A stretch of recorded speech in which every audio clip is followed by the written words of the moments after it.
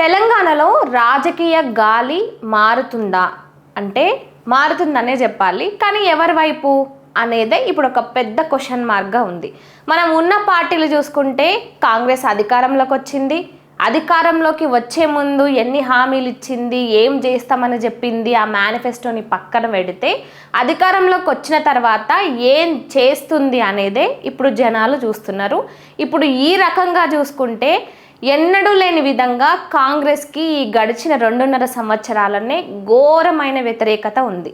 అది హామీల విషయంలో కావచ్చు, అభివృద్ధి విషయంలో కావచ్చు, యువత విషయంలో కావచ్చు, ఉద్యోగాల విషయంలో కావచ్చు, వ్యవసాయం విషయంలో కావచ్చు, ఏ రంగంలో నువ్వు తీసుకున్నా కూడా ఆల్మోస్ట్ తెలంగాణలో కాంగ్రెస్ని ఎందుకు అధికారంలోకి తెచ్చుకున్నాంరా బాబు అనే చాలా వరకు వ్యతిరేకత వస్తుంది.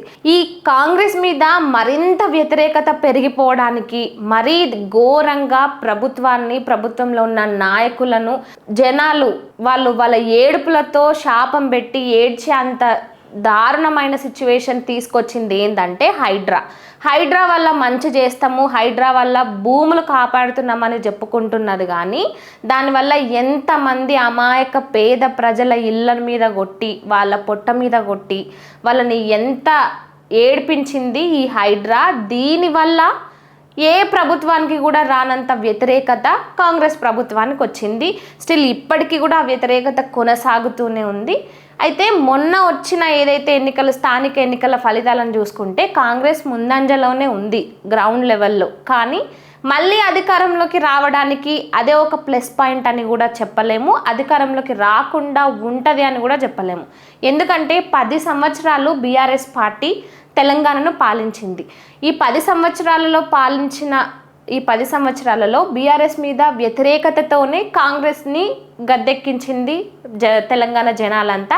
అయితే ఇప్పుడు బీఆర్ఎస్కి ఉన్న అతిపెద్ద సవాల్ ఏంటంటే అప్పుడు ఎందుకు బీఆర్ఎస్ పార్టీ ఓడిపోయింది అనే దాని మీద ఇప్పుడు బీఆర్ఎస్ వాళ్ళు గట్టిగా అది ఎందుకు జరిగిందనే దాని మీద క్వశ్చన్ చేసుకుంటున్నారు, దాని మీద నిలవడానికి ట్రై చేస్తున్నారు.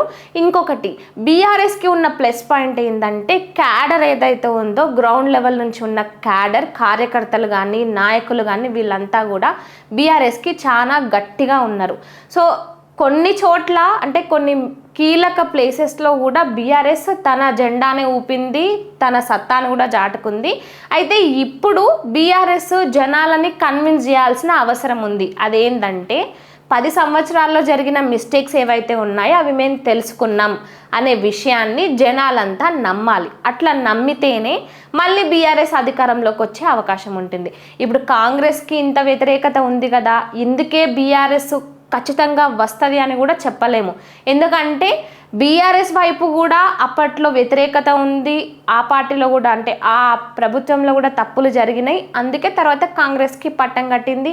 కాంగ్రెస్ వచ్చి చేసింది ఏమీ లేదు. అట్లా అని మళ్ళీ కాంగ్రెస్ రాకుండా ఉంటుందా అంటే దాని మీద కూడా ఒక క్వశ్చన్ మార్కే. ఇప్పుడు ప్రస్తుతం అయితే చాలా పార్టీలకు సంబంధించిన ఒపీనియన్ పోల్స్ కానీ ఎక్కడ చూసినా కూడా తెలంగాణలో మళ్ళీ ఎవరు అధికారంలోకి వస్తారు అనే క్వశ్చన్ గట్టిగానే వినిపిస్తుంది.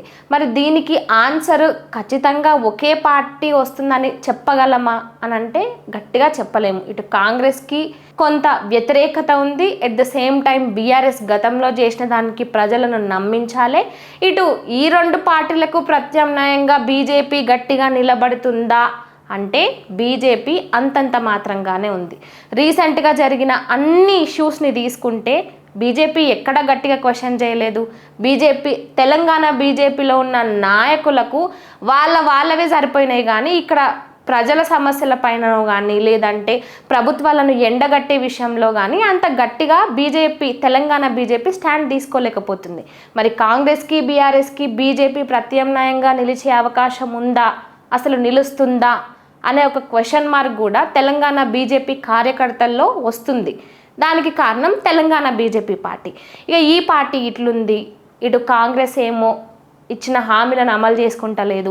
గతంలో చూసుకుంటే యువత ఒక పార్టీని నమ్మి ఆ పార్టీకి పట్టం కడితే కొన్ని సంవత్సరాల పాటు అంటే చాలా సుదీర్ఘకాలం ఆ పార్టీతోనే అండగా ఉంటుంది. కానీ ఇప్పుడు రాజకీయ పరిస్థితులు, ఇప్పుడు ఈ పార్టీల వల్లనో కానీ యువత ఏదైతే ఉంటుందో ఒక్క పార్టీకి కట్టుబడలేకపోతున్నారు. ఎందుకంటే గతంలో బీఆర్ఎస్ పార్టీ ఉద్యోగాల విషయంలో యువతకు కరెక్ట్ సపోర్ట్ ఇవ్వలేదనే ఈ యువత అంతా కూడా కాంగ్రెస్ కండువాలు వేసుకొని కాంగ్రెస్ని ముందు నడిపించి కాంగ్రెస్ని గెలిపించింది. కానీ తీరా కాంగ్రెస్ వచ్చినాక ఏం చేసింది? అదే విద్యార్థులను, అదే నిరుద్యోగుల మీద లాఠీ చార్జీలు, అడ్డమైన కేసులు బనాయించడం, అసలు క్వశ్చన్ చేయడానికే కూడా అవకాశం లేకుండా అంత ఘోరంగా వాళ్ళని అవమానిస్తున్నారు. వాళ్ళకు ఉద్యోగాలు ఇస్తలేరు. ఏమన్నా మాట్లాడితే ఇండ్రిని దాగి చావండి అంటూ సాక్షాత్తు ముఖ్యమంత్రి ఈ విధంగా మాట్లాడుతున్నారు. కాబట్టి ఇప్పుడున్న రాజకీయ పార్టీలకు యువత ఏ ఒక్క పార్టీని తమ భుజాల మీద సుదీర్ఘకాలంగా వేసుకుంటలేరు. అది ఉద్యోగరీత్యా కావచ్చు, అభివృద్ధి విషయంలో కావచ్చు, ఇచ్చిన మాట విషయంలో కావచ్చు, ఏది తీసుకున్నా యువత అంత గట్టిగా ఏ పార్టీకి నిలబడలేకపోతున్నారు. మరి మొత్తం ఈ సినారియోని చూసుకుంటే మరి తెలంగాణలో వచ్చే ఎన్నికల్లో ఎవరు గెలుస్తారు అనే దానిపైన అయితే ఇప్పటి వరకు స్పష్టత లేదు. కానీ ఈ కొన్ని పోల్స్ ఏవైతే నడుస్తున్నాయో, కొన్ని పార్టీల పరంగా కానీ లేదంటే గ్రౌండ్ లెవెల్ పోల్స్ ఏవైతే నడుస్తున్నాయో అవి ప్రస్తుత రాజకీయాల పరిస్థితిని బట్టే ఉన్నాయి. అంటే ఒక పార్టీ గెలవచ్చు, ఈ పార్టీ ఓడిపోవచ్చు. ఎవరు ఎన్ని చెప్పినా ఉన్నది నిష్పక్షపాతంగా మాట్లాడాలంటే కాంగ్రెస్ ఘోర ఓటమి పాలైంది అధికారంలోకి వచ్చిన తర్వాత. జనాలలో కాంగ్రెస్ పార్టీకి సపోర్ట్ లేదు, ఇచ్చిన హామీలు అమలు చేయలేదు, ఏవైతే పథకాలని చెప్పిరో అవన్నీ కూడా కంప్లీట్గా పూర్తి చేయలేదు. అన్నిట్లల్లా సగమే వచ్చింది. ఈ దాని మీదనే ఇంకా అసలు కాంగ్రెస్ అధికారంలోనే రాదు అనే ఒక క్వశ్చన్ కూడా జనాలల్లో, అంటే అలాంటి ఒక అనుమానం కూడా జనాలలో గట్టిగా ఉంది. ఒకవైపు బీఆర్ఎస్ గెలిచే అవకాశం అన్నట్టు కూడా ఉంది. కానీ ఏది గెలుస్తుంది అనేది ప్రస్తుత పోల్స్ని చూసి బట్టి మనం చెప్పలేము. ఇది ఎప్పుడైతే ఎన్నికల సమయం వస్తుందో అప్పటి వరకు ఉన్న పరిస్థితులు, ఈ పాలనను చూసుకొని, అభివృద్ధిని చూసుకొని, ఇచ్చిన హామీలను కాదు అధికారంలోకి వచ్చిన తర్వాత ఎంత చేస్తున్నారు అనే దానిపైనే ప్రజలు అదే చూస్తారు, దాన్నే నమ్ముతారు. ప్రజలు తలుచుకుంటే ఏదైనా చేయగలరు. ఎన్ని సంవత్సరాలు అధికారంలో ఉన్న పార్టీనైనా గద్దె దించగలరు, ఏ పార్టీనైనా గద్దెక్కించగలరు. కాబట్టి చివరికి ప్రభుత్వం నిలబడుతుందా, నిలబడదా, కూలిపోతుందా, మళ్ళీ అధికారంలోకి వస్తుందా, రాదా అనేది కంప్లీట్గా ప్రజల మీదనే డిపెండ్ అయి ఉంటుంది. రాజకీయ పార్టీలు ఎన్ని ఒపీనియన్ పోల్స్ నడిచినా చివరికి నెగ్గేది ప్రజల ఓటు హక్కే.